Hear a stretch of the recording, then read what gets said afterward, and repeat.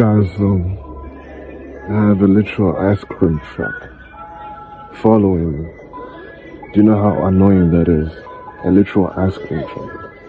And I'm gonna be going down the exact same fucking path. Every couple of minutes, it stops and serves some people. And then I get just further enough for it to just catch up in like the next 5 minutes. It's just fucking following me, and it's gonna be a long fucking walk home.